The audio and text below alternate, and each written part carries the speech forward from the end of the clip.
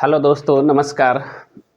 मैं अजीत कुमार एक बार फिर से अपने YouTube channel A1 police academy में आपका स्वागत करता हूं।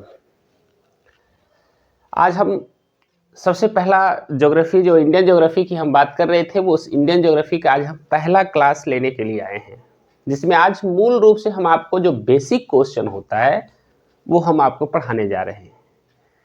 उसके बाद सबसे मूल चीज़ होता है कि इस जो आज का हमारा पहला क्लास है, इस क्लास में केवल आपको हम इंट्रोडक्शन करवाएंगे, जिसमें आपको भारत का नामकरण वगैरह शामिल है।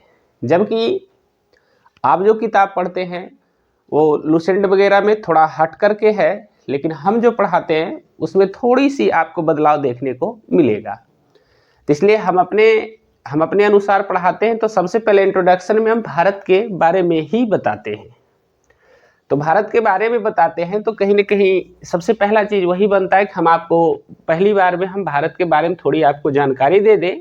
उसके बाद हम भारत की भौगोलिक स्थिति की तरफ चलेंगे। ठीक है, तो अब हम धीरे धीरे करके अब एक एक करके हम आपको डिफाइन करेंगे और लास्ट का 15 मिनट हम आपको लिखाने का भी काम जरूर करेंगे।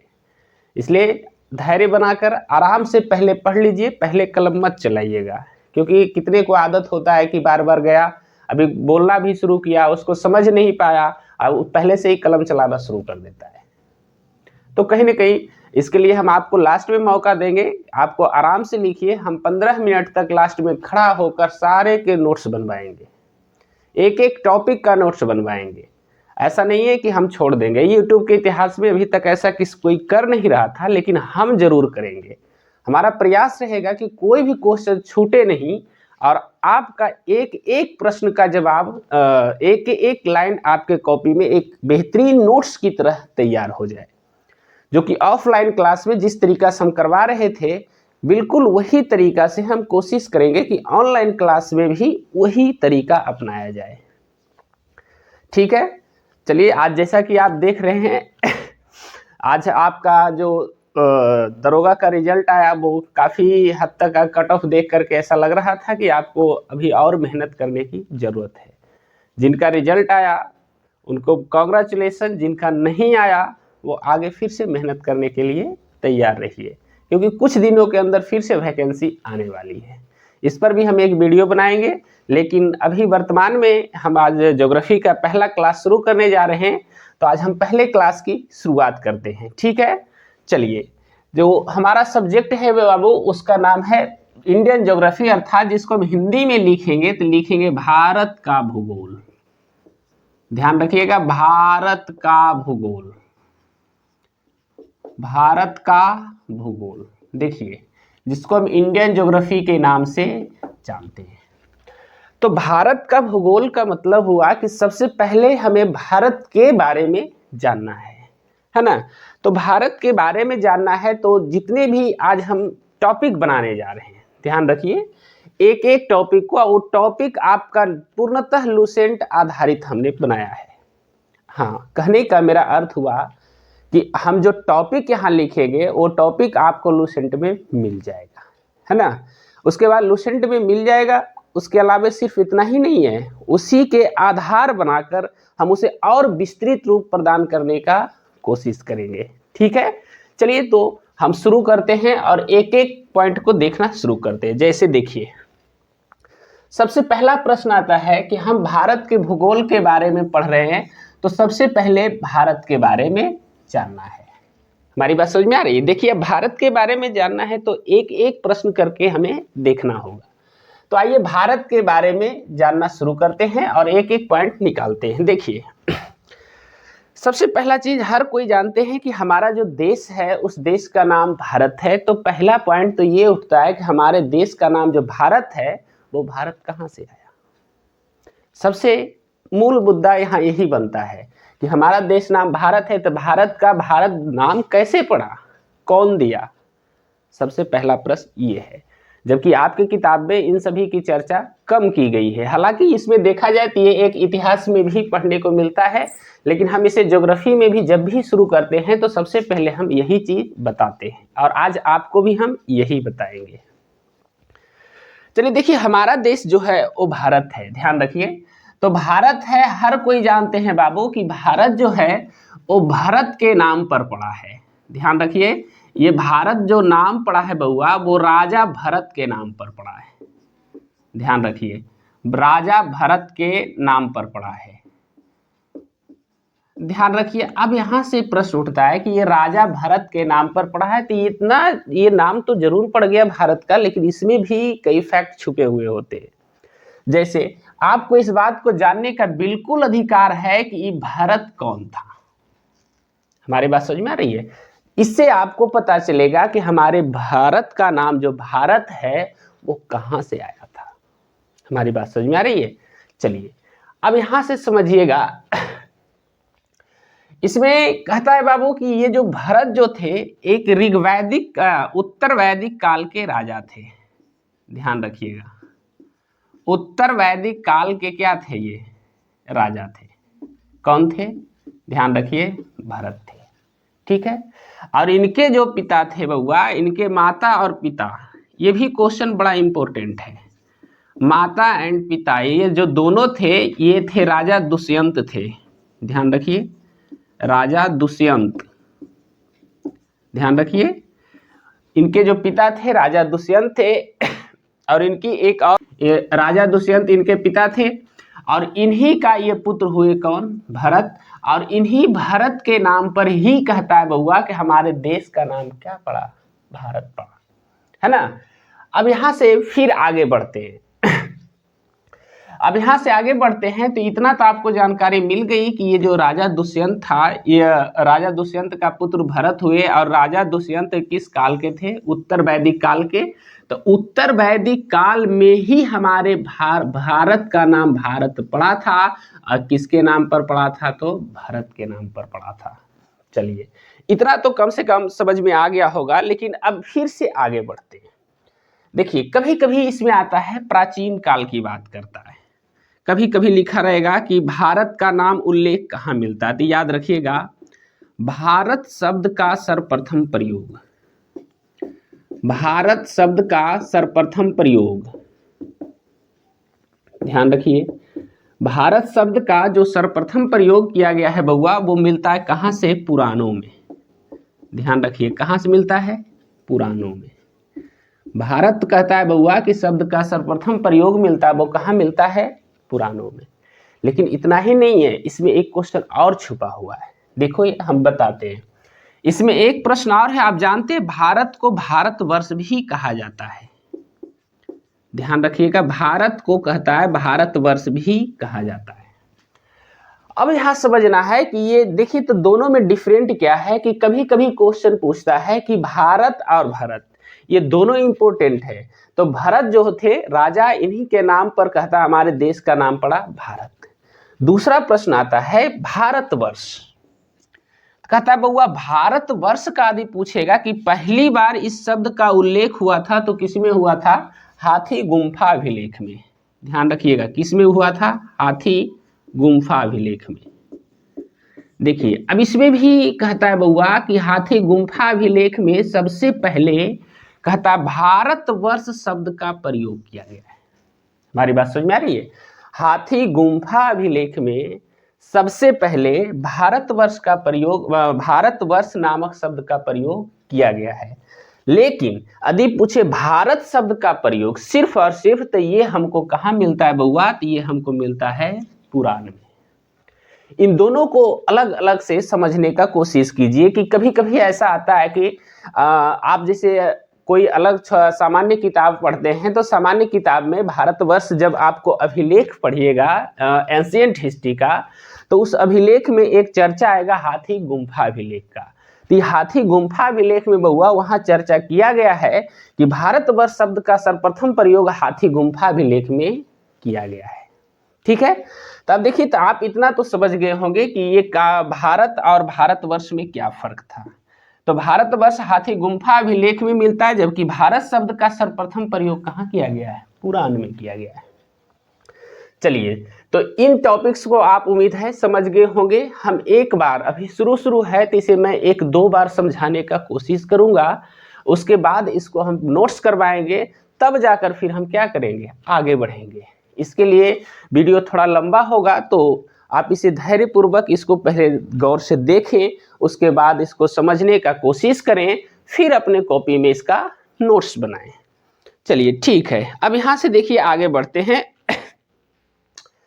तो ये टॉपिक समझ में आ गया होगा कि देखिए राजा भरत के नाम पर भारत पड़ा।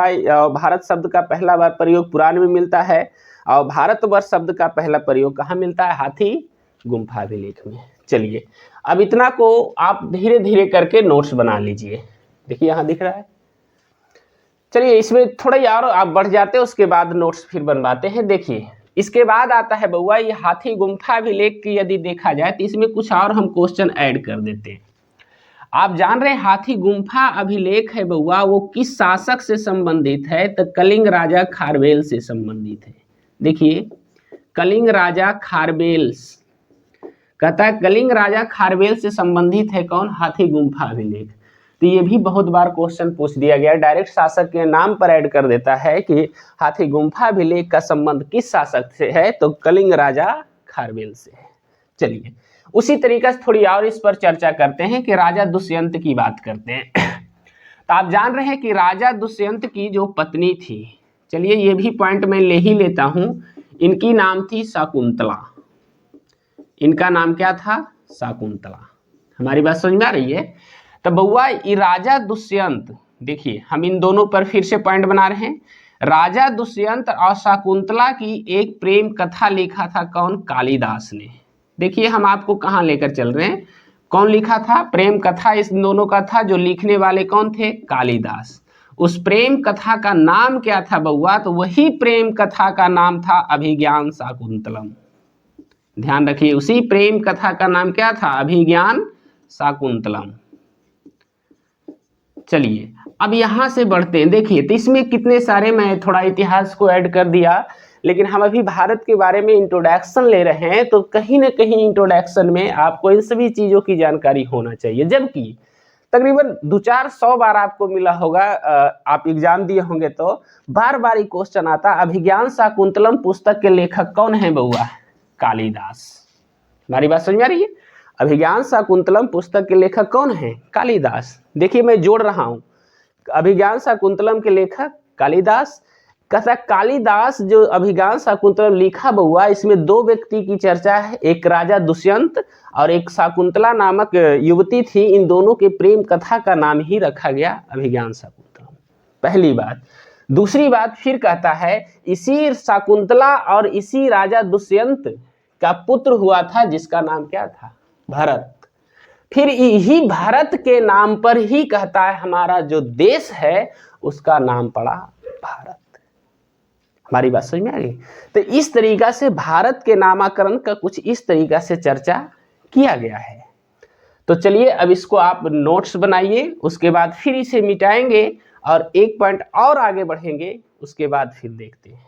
चलिए नोट बनाना शुरू कीजिए, लिखिएगा। देखिए हम लिखवाते हैं। सबसे पहले आप हेडलाइन बना लीजिए भारत का भूगोल, ठीक है।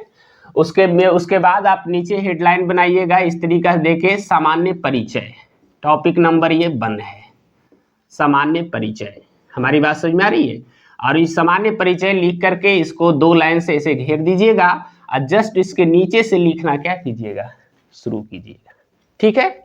चलिए तो लिखिए, लिखिए 5-7 मिनट में लिखाते हैं, फिर आगे बढ़ेंगे। जैसे हम बिल्कुल ऑफलाइन में करवाते थे बिल्कुल वैसे ही करवाएंगे।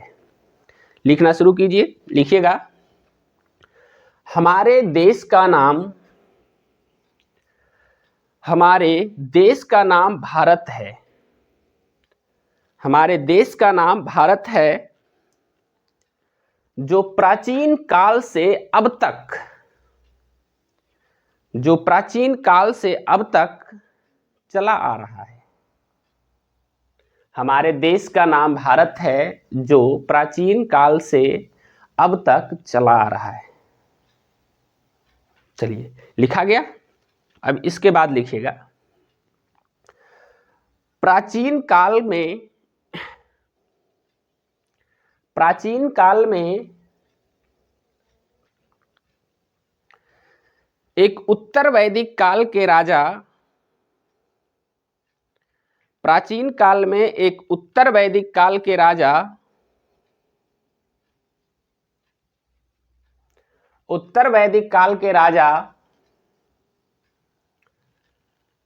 राजा भरत हुए। उत्तर वैदिक काल के राजा राजा भरत हुए। उत्तर वैदिक काल के राजा राजा भरत हुए और इन्हीं के नाम पर, और इन्हीं के नाम पर हमारे देश का नाम भारत पड़ा। और इन्हीं के नाम पर हमारे देश का नाम भारत पड़ा। हमारे देश का नाम भारत पड़ा। चलिए, हो गया। अब इसके बाद हम आपको बताना चाहते हैं, ऐसा नहीं है कि बाद में आप कहीं और पढ़िए तो कुछ और मिल जाए। कहीं कहीं इस प्राचीन काल में कोई उत्तर वैदिक काल का चर्चा करता है तो कहीं कहीं ऋग वैदिक काल का भी चर्चा है। तो इसमें हड़बड़ाने की कोई बात नहीं है, लेकिन हाँ सबसे मूल पॉइंट आप राजा भरत का नाम आता है उसको आप जरूर अपने दिमाग में एकदम सेटअप करके रखिए। चलिए ठीक है, अब अगले पॉइंट की तरफ बढ़ते हैं। नीचे नोट बनाइएगा। देखिए अब इसमें भी कितने लोगों को नोट नहीं बनाने आता है। अरे नहीं बउआ, इसको NOTE लिखिए और डैश दीजिए, यानी ये पॉइंट से हट करके है। हमारे जो ज्योग्राफी पढ़ा रहे हैं, क्योंकि इतिहास की बात है, लेकिन क्वेश्चन यहाँ से भी बहुत सारे आते हैं। चलिए लिखिएगा, लिखिएगा, लिखिएगा। वायु पुराण के अनुसार, वायु पुराण के अनुसार, वायु पुराण के अनुसार राजा दुष्यंत, वायु पुराण के अनुसार राजा दुष्यंत और रानी शकुंतला, राजा दुष्यंत और रानी शकुंतला के पुत्र का नाम भरत था। रानी शकुंतला के पुत्र का नाम भरत था और इसी भरत के नाम पर, और इसी भरत के नाम पर हमारे देश का नाम भारत पड़ा। और इसी भरत के नाम पर हमारे देश का नाम भारत पड़ा। हमारे देश का नाम भारत पड़ा। चलिए अब फिर से आगे बढ़ते हैं। इसी में पॉइंट नंबर 2 लिखिएगा। नीचे एक और पॉइंट बनाइएगा और उसमें लिखिएगा, लिखिएगा, लिखिएगा। राजा दुष्यंत, राजा दुष्यंत, देखिए यदि नहीं दिख रहा होगा तो इसको गौर से देखिए, देखिएगा, दिखाई देगा। दु आधा स यंत, दुष्यंत, राजा दुष्यंत और शकुंतला के, राजा दुष्यंत और शकुंतला के बीच के प्रेम कथा, बीच के प्रेम कथा, बीच के प्रेम कथा का नाम ही, प्रेम कथा का नाम ही अभिज्ञान शाकुंतलम है। प्रेम कथा का नाम ही अभिज्ञान शाकुंतलम है, जिसके लेखक, जिसके लेखक कालिदास थे। अभिज्ञान शाकुंतलम है जिसके लेखक कालिदास थे, जिसके लेखक कालिदास थे। चलिए लिखा गया। तो देखिए इस पॉइंट से इतना आपको मिला कि क्वेश्चन बहुत चर्चित वाला होता है कि ये अभिज्ञान शाकुंतलम के लेखक कौन है, कालिदास है। कभी कभी क्वेश्चन में ये पूछ दिया जाता है कि अभिज्ञान शाकुंतलम में किसके प्रेम कथा की कहानी है, तो ये है बउआ राजा दुष्यंत और शाकुंतला के बीच के प्रेम कथा की कहानी है। या कभी कभी ये प्रश्न भी आ जाता है कि अभिज्ञान शाकुंतलम क्या है। क्वेश्चन में रहेगा नाटक है, कविता है, प्रेम कथा है। तो इसका राइट आंसर होगा क्या बउआ कि अभिज्ञान शाकुंतलम क्या है, एक प्रकार का प्रेम कथा है। चलिए चलिए ये पॉइंट तो हो गया, अब ये पॉइंट रह गया है, नीचे लिखिएगा, फिर से पॉइंट बनाइए अगला पॉइंट में और लिखना शुरू कीजिए। लिखिएगा, देखिएगा, भारत शब्द का सर्वप्रथम प्रयोग, भारत शब्द का सर्वप्रथम प्रयोग पुराणों में किया गया है। भारत शब्द का सर्वप्रथम प्रयोग पुराणों में मिलता है, ऐसे लिखिएगा। भारत शब्द का सर्वप्रथम प्रयोग पुराणों में मिलता है, जबकि, उसी में लिखिएगा, जबकि भारतवर्ष शब्द का, जबकि भारतवर्ष शब्द का सर्वप्रथम प्रयोग, जबकि भारतवर्ष शब्द का सर्वप्रथम प्रयोग हाथी गुम्फा अभिलेख में मिलता है। भारतवर्ष शब्द का सर्वप्रथम प्रयोग हाथी गुम्फा अभिलेख में मिलता है। अब फिर से एक नीचे नोट बनाइए और इसको, इस पॉइंट को क्यों छोड़े, इसे भी लिख लेते हैं। नोट बनाकर लिखिएगा, NOTE नोट, फिर डैश दीजिए, लिखना शुरू कीजिएगा। लिखिएगा, हाथी गुम्फा अभिलेख का संबंध, हाथी गुम्फा अभिलेख का संबंध, हाथी गुम्फा अभिलेख का संबंध कलिंग राजा खारवेल से है। हाथी गुम्फा अभिलेख का संबंध कलिंग राजा खारवेल से है। हो गया। चलिए, अब इसमें ये लगभग हमने सारे पॉइंट आपको नोट करवा दिया। अब इसके बाद फिर हम आगे बढ़ेंगे और एक बार और फिर से चर्चा करेंगे और फिर इस पॉइंट को लिखाएंगे। बस आप धीरे धीरे करके पूरा वीडियो को देखते चलिए, हम सारे के सारे पॉइंट बताएंगे भी और लिखाएंगे भी। चलिए ठीक है, अब आगे बढ़ते हैं। इसे पहले मिटा देता हूं।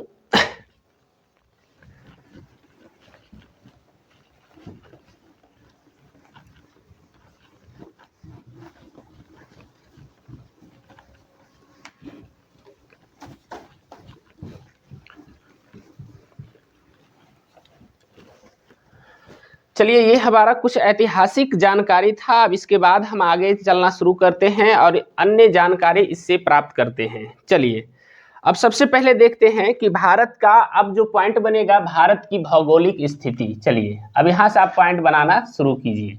यानी पॉइंट नंबर 1 पर ऐतिहासिक दिया, तो दूसरा पॉइंट यहाँ से बनाना है। दूसरा पॉइंट पर देना है भारत का भौगोलिक स्थिति। भारत का भौगोलिक स्थिति, भारत का भौगोलिक स्थिति, भौगोलिक स्थिति। चलिए देखिए, इसमें माइक ठीक से काम कर रहा है। कहता है भारत की भौगोलिक स्थिति में सबसे पहले जानते हैं भारत का कुल क्षेत्रफल। ध्यान रखिएगा, भारत का कुल क्षेत्रफल। इसमें बड़ा इंपॉर्टेंट है, कभी कभी यही प्रश्न पूछ दिया जाता है कि भारत का कुल क्षेत्रफल कितना है। तो कुल क्षेत्रफल है 32 लाख, ध्यान रखिएगा, 32,87,263 वर्ग किलोमीटर। 32,87,263 वर्ग किलोमीटर। अब कहता है बउआ कि भारत की जो, भारत का कुल क्षेत्रफल हो गया 32,87,263 वर्ग किलोमीटर। तो ये कहता है पूरे विश्व का कितना प्रतिशत क्षेत्र है जो भारत घेरे हुए है। चलिए उस पर भी चर्चा करते हैं। ध्यान रखिएगा, विश्व के, कहता है बउआ, विश्व के 2.42% क्षेत्र, ध्यान रखिएगा, 2.42% क्षेत्र अकेले भारत घेरे हुए। तो देखिए यहाँ दोनों प्रश्न आ गया। पहला प्रश्न कभी कभी पूरा पूरी क्षेत्रफल से पूछा जाता है, तो क्षेत्रफल हो गया 32,87,263 वर्ग किलोमीटर। और ये जो दूसरे इतना हमारा जो क्षेत्रफल इतना दिया हुआ है, लगभग जो 32 लाख यानी 87,000 है, तो हम 33 लाख लगभग मान सकते हैं।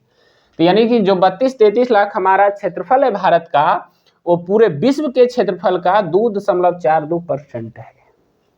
इस पॉइंट पर बड़ा ध्यान रखिएगा। अब क्षेत्रफल के दृष्टिकोण से देखा जाए, ध्यान रखिएगा, क्षेत्रफल के दृष्टिकोण से मैं एक एक पॉइंट को निकालूंगा, एकदम गौर से देखिएगा आप वीडियो को। क्षेत्रफल के दृष्टिकोण से यदि देखा जाए तो भारत का स्थान संपूर्ण विश्व में कहता है बउआ कैमा है? 7वां है। भारत का स्थान कैमा है? 7वां है। चलिए अब यहाँ से फिर से आगे चलते हैं। फिर तो ये भी कभी कभी प्रश्न उठता है कि 7वां स्थान है बउआ भारत का, तो भारत से बड़ा भी तो 6 देश है। आप खुद विचार कर सकते हैं कि भारत से बड़ा 6 देश होगा कि नहीं होगा। तो भारत से जो बड़ा 6 देश है वो कौन कौन सा है, उससे रिलेटेड क्वेश्चन कभी कभी पूछ लिया जाता है। तो देखिए सबसे बड़ा देश जो है बउआ वो कौन सा है? रूस है। यानी क्षेत्रफल के दृष्टिकोण से सबसे बड़ा देश रूस है। दूसरा पर कहता है बउआ कनाडा है।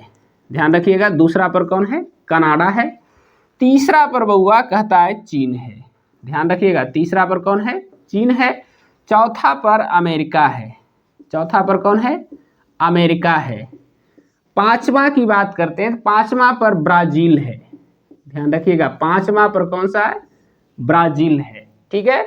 उसके बाद आता है बउआ छठे की बात करते हैं, ध्यान रखिएगा, छठा पर हमारा ऑस्ट्रेलिया है। छठा पर कौन है? ऑस्ट्रेलिया है।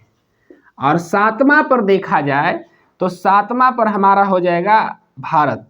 मैं आपको यहाँ पे लिख भी देता हूँ, 7वां पर कौन है? भारत है। और 8वां देश, सबसे बड़ा देश जो है बउआ वो अर्जेंटीना है।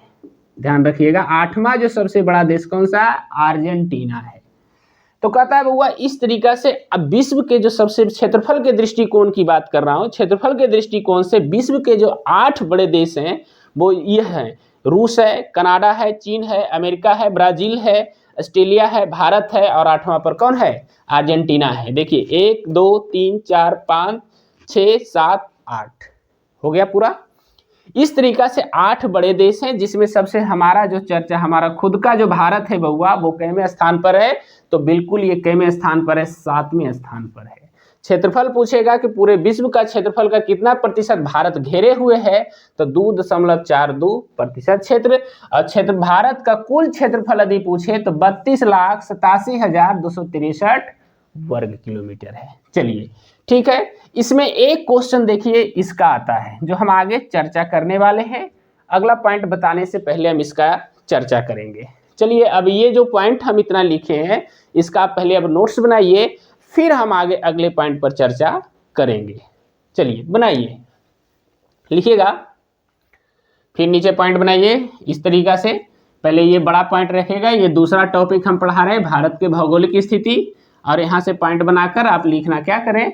शुरू करें। यहाँ डैश दीजिए, लिखिएगा, लिखिएगा भारत का कुल क्षेत्रफल, भारत का कुल क्षेत्रफल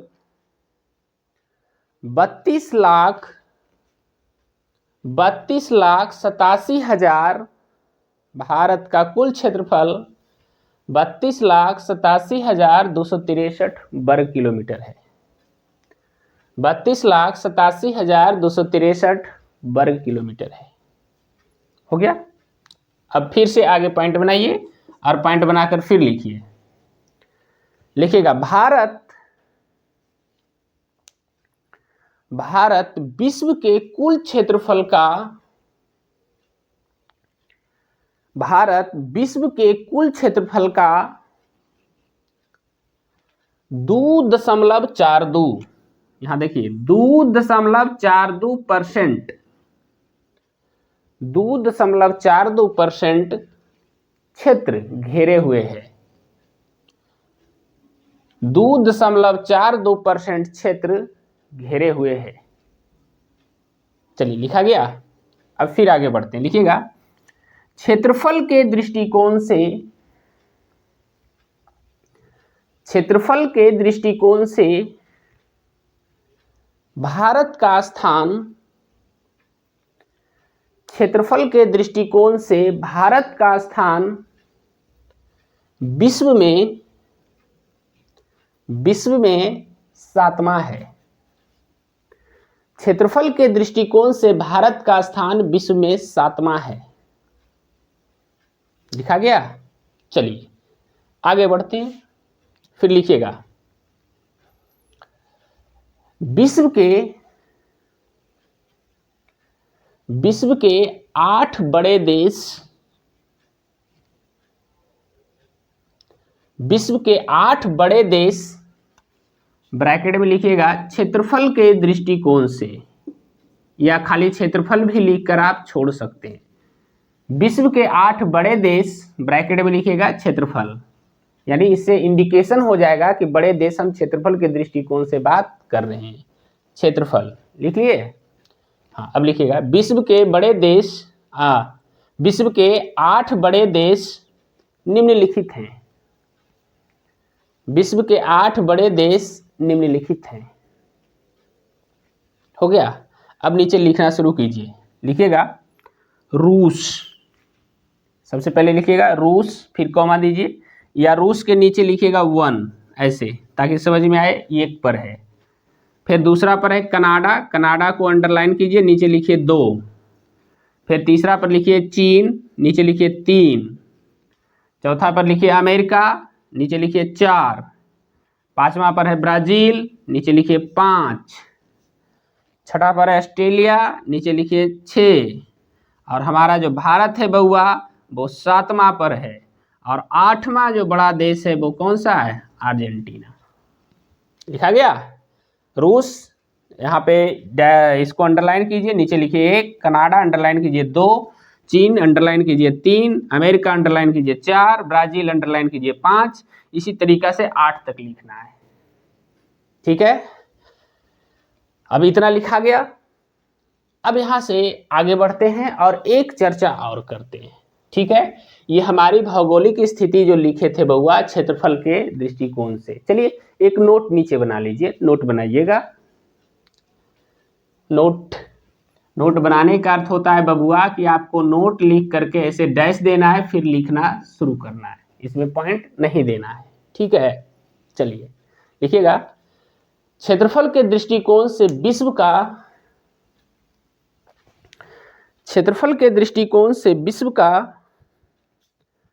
सबसे बड़ा देश,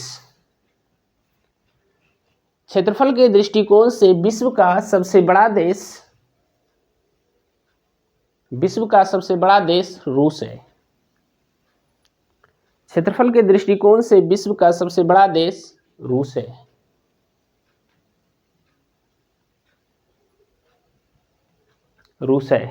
चलिए लिखा गया। चलिए बहुत अच्छा। अब एक टॉपिक लास्ट में और चर्चा करते हैं, उसके बाद इस वीडियो को लास्ट कर देंगे। चलिए एक टॉपिक और भी चर्चा करते हैं भौगोलिक स्थिति में।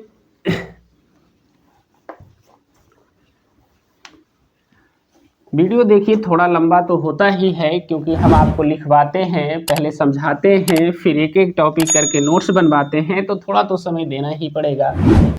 चलिए अब फिर देखिए, ये हम जो क्षेत्रफल का अपना टॉपिक बताए थे, अब थोड़ा जनसंख्या के बारे में देख लेते हैं। किसके बारे में? जनसंख्या के बारे में, है ना, चर्चा रहता है। चलिए अब सबसे बड़ा प्रश्न है कि जनसंख्या के दृष्टिकोण को अपनाते हैं, भारत की जनसंख्या वर्तमान में कितनी है, इस तरीका से। चलिए देखते हैं। वर्तमान में कहता है बउआ भारत की जनसंख्या, वर्तमान में जो भारत की जनसंख्या है वो लगभग 143 करोड़ हो गया है। ये 2023 के आंकड़ा के अनुसार मैं बता रहा हूँ। लगभग कितना हो गया? 143 करोड़ हो गया है। हमारी बात समझ में आई? इसी को हम लिख सकते हैं 1.43 अरब भी लिख सकते हैं। लेकिन ये वर्तमान स्थिति है, समझ में आ रहा है? क्योंकि हाल ही में 2021 में जो जनगणना होना था वो जनगणना हुआ नहीं है। इसके कारण लेकिन कुछ संस्था ने रिपोर्ट जारी किया है, उसके आधार पर लगभग 143 करोड़ के आसपास भारत की जनसंख्या चली गई है। चलिए लेकिन यहाँ देखते हैं 2011 की जनगणना के आधार पर पूछा जाता है क्वेश्चन। 2011 के जनगणना के आधार पर देखा जाए तो भारत की कुल जनसंख्या 121 करोड़ था। कितना था? 121 करोड़, यानी कि लगभग एक दशक में भारत की जनसंख्या में 22 करोड़ के आसपास वृद्धि हुआ है। ठीक है, 22 करोड़ की जनसंख्या 10 साल में भारत में बढ़ गई है।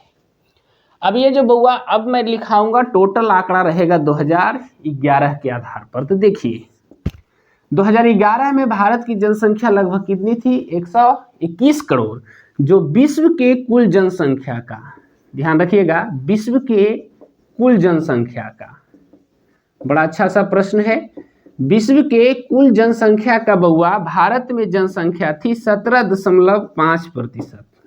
कितना था, 17.5%। ये क्वेश्चन बहुत बार पूछा गया है कि भारत की जनसंख्या विश्व के जनसंख्या का कितना प्रतिशत है। तो यहीं से ये क्वेश्चन निकल करके आता है, विश्व के जनसंख्या का बउआ कितना प्रतिशत है, 17.5% जनसंख्या कहाँ निवास करती है, भारत में निवास करती है। चलिए ये पॉइंट हो गया। अब थोड़ा आगे बढ़ते हैं। फिर अगला पॉइंट आता है बउआ जनसंख्या के दृष्टिकोण से। देखिए मैं फिर यहाँ पे लिख रहा हूँ, जनसंख्या के दृष्टिकोण से। जनसंख्या के दृष्टिकोण से आप जानते हैं कि विश्व में देखा जाए तो भारत का स्थान दूसरा है, और मैं अब वर्तमान में बउआ देखा जाए तो पहला पर आ गया है भारत, लेकिन हम 2011 के जनगणना के अकॉर्डिंग बता रहे हैं, इसलिए बता रहे हैं कि भारत का स्थान कैमा है, दूसरा है। ध्यान रखिएगा, भारत का स्थान कैमा है, दूसरा है। चलिए इसे लिख देते हैं, ठीक है। तो प्रथम स्थान पर भी कोई होगा, तो हर कोई जानते हैं बउआ प्रथम स्थान पर कौन है, चीन है। यानी 2011 के जो जनगणना हुआ था या 2011 के आंकड़े के अनुसार देखा जाए तो विश्व में सबसे ज्यादा जनसंख्या वाला देश कौन था, चीन था, जबकि विश्व में दूसरी सबसे ज्यादा जनसंख्या वाला देश कोई था तो वो अपना भारत था। अब भारत में विश्व के कुल जनसंख्या का कितना प्रतिशत निवास करता है, 17.5%। उसके बाद टोटल 2011 के जनसंख्या के अकॉर्डिंग देखा जाए तो 121 करोड़ था, लेकिन वर्तमान में लगभग कितनी हो गई, 143 करोड़ हो गई है।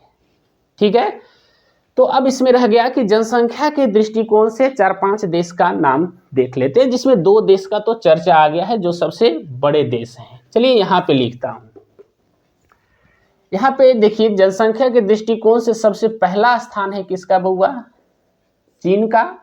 ठीक है, दूसरा स्थान किसका है, तो दूसरा स्थान आपका हो जाएगा हमारा खुद का, क्या है बउआ, भारत है। हमारी बात समझ में आ रही है, दूसरा स्थान किसका है, भारत का है। फिर आता है तीसरा स्थान, तीसरा स्थान पर कौन है बउआ, अमेरिका। तीसरा स्थान पे कौन है, चलिए अमेरिका है, बहुत अच्छा हो गया। चौथा स्थान की बात करते हैं तो चौथा स्थान पर हमारा हो जाएगा इंडोनेशिया। चौथा स्थान पर कौन हो जाएगा, इंडोनेशिया। चौथा स्थान पर कौन हो जाएगा, इंडोनेशिया। पांचवा स्थान पर हो जाएगा बउआ खुद ब्राजील। पांचवा स्थान पर कौन हो जाएगा, ब्राजील। ध्यान रखिए, फिर मैं एक बार चर्चा करता हूं, ये जो हम लिख रहे हैं जनसंख्या के दृष्टिकोण से लिख रहे हैं, जिसमें पहले स्थान पर चीन है, दूसरा स्थान पर भारत है, तीसरा पर अमेरिका है, चौथा पर इंडोनेशिया है, पांचवा पर कौन है, ब्राजील है। चलिए उसके बाद आता है छठा, चलिए ये भी पुरा देते हैं। छठा पर हमारा कौन है बउआ, बगल वाला जो हमारा दुश्मन होता है वो कौन सा है, पाकिस्तान, जो कि छठे स्थान पर है ना। और सातवें स्थान पर हमारा कौन आता है बउआ, तो ये भी हमारा जिसको कहते हैं ठेठ भाषा में पड़ोसी है। सातवें स्थान पर आता है बांग्लादेश। सातवें स्थान पर कौन आता है, बांग्लादेश। और आठवां स्थान लिया है कौन बउआ, तो वो है रूस। आठवां स्थान कौन लिया है, रूस। अब देखिए क्षेत्रफल के दृष्टिकोण से विश्व का सबसे बड़ा देश कौन है, रूस है, लेकिन जनसंख्या के दृष्टिकोण से रूस को देखा जाए तो कैमा स्थान पर है, 8वां स्थान पर है। हमारी बात समझ में आ रही है। उस हिसाब से देखिए भारत, पाकिस्तान, ये सब, बांग्लादेश जनसंख्या बढ़ाने में काफी आगे निकल गया है, इसीलिए आर्थिक स्थिति खराब होती जा रही है। चलिए, तो ये हमारा जो आंकड़ा कुछ हो गया बउआ, ये आंकड़ा हो गया जनसंख्या के दृष्टिकोण से। चलिए अब इसका आप एक नोट्स बनाइए, लिखिएगा, पॉइंट नीचे बनाइए और पॉइंट बनाकर लिखना शुरू कीजिए। मैं एक एक पॉइंट को लिखवाते जाऊंगा। लिखिएगा, लिखिएगा। वर्तमान में भारत की जनसंख्या लगभग 143 करोड़ है।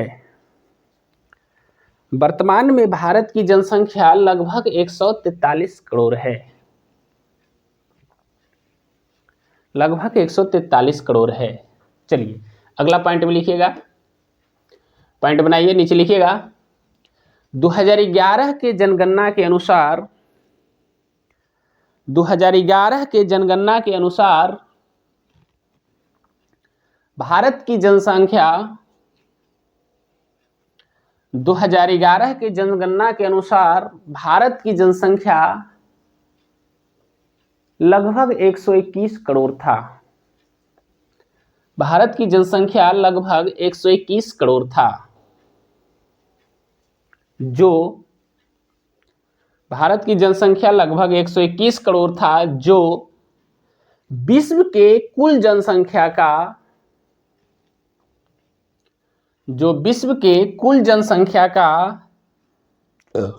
17.5% था, जो विश्व के कुल जनसंख्या का 17.5% था।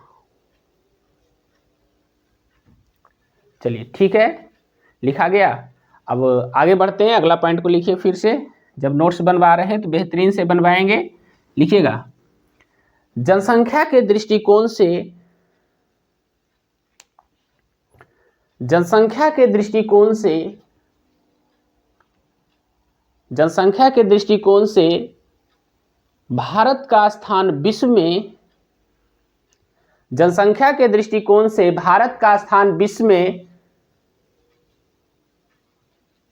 दूसरा है, विश्व में दूसरा है, जबकि पहले स्थान पर चीन है, जबकि पहले स्थान पर चीन है। हो गया। अब अगला पॉइंट में लिखिएगा जनसंख्या के दृष्टिकोण से विश्व के 8 बड़े देश जनसंख्या के दृष्टिकोण से विश्व के 8 बड़े देश निम्नलिखित हैं। 8 बड़े देश निम्नलिखित हैं। ठीक है, चलिए जिस तरीके से मैं लिखा हूं लिखते चलिएगा। सबसे पहला में लिखिए चीन, सबसे पहला में चीन, दूसरा में भारत, तीसरा में अमेरिका, चौथा में इंडोनेशिया, पांचवा में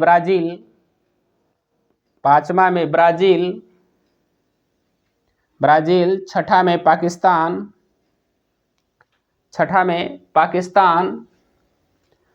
सातवां में बांग्लादेश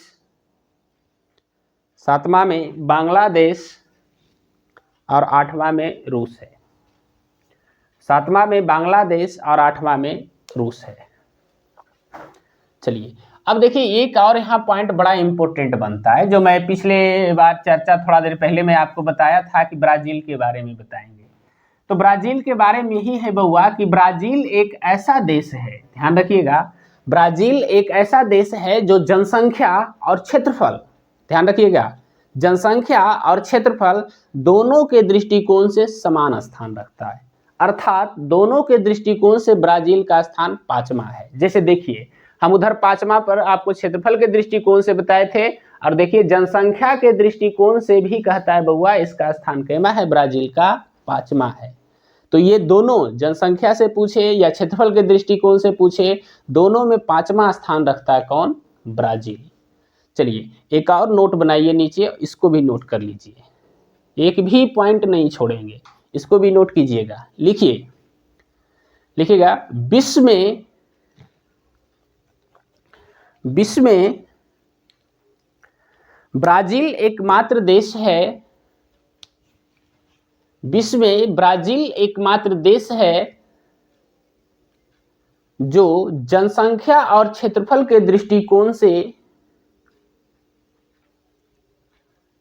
जो जनसंख्या और क्षेत्रफल दोनों के दृष्टिकोण से, ऐसे लिखिए, जो जनसंख्या और क्षेत्रफल दोनों के दृष्टिकोण से समान स्थान, दोनों के दृष्टिकोण से समान स्थान, ब्रैकेट में लिखिएगा 5वां, जनसंख्या के दृष्टिकोण से दोनों में समान स्थान, ब्रैकेट में लिखिए 5वां, रखता है। चलिए, तो आज हमने इस वीडियो में आपको कुछ ऐतिहासिक जानकारी दिया, फिर क्षेत्रफल के बारे में बताया, फिर कुछ जनसंख्या के बारे में बताया। तो इस वीडियो में हम आपको काफ़ी हद तक समझा चुके हैं। देखिए, इसमें यदि आपको वीडियो को क्या कीजिएगा कि यदि आपको लिखने में थोड़ा प्रॉब्लम होता है, मैं फास्ट यदि लिखवा दिया हूँ तो थोड़ा बैक करके आप लिख लीजिएगा, लेकिन एक प्लेन कॉपी रखिए और नोट्स जरूर बनाइए। क्यों? क्योंकि यदि आपको पढ़ने में थोड़ा समझने में कठिनाई होगा तो फिर यदि आप नोट्स बना लेते हैं ना, तो फिर उसे आप आसानी से पढ़ सकिएगा और इसमें कोई प्रॉब्लम नहीं होगा। तो इस तरीक़ा से आज के क्लास में हम जो 3 टॉपिक बताएं, उन 3 टॉपिक को आप 1-2 बार देख करके रिवीजन जरूर कर लीजिए। अब नेक्स्ट क्लास में हम आपको भारत के अक्षांशीय और देशांतरीय विस्तार के बारे में चर्चा करेंगे, जो बहुत ही इम्पोर्टेंट है। ठीक है, चलिए, तो आज के वीडियो में इतना ही। चलिए, नेक्स्ट वीडियो में मिलते हैं अक्षांश और देशांतर टॉपिक के साथ, जो बहुत ही इम्पोर्टेंट है। चलिए, ठीक है, धन्यवाद। यदि चैनल आपको, यदि हमारी पढ़ाई अच्छा लगा हो तो चैनल को थोड़ा सब्सक्राइब करें, लाइक करें और कमेंट करके ज़रूर बताएं कि हमने जो पढ़ाया वो आपको कैसा लगा। चलिए, ठीक है, धन्यवाद।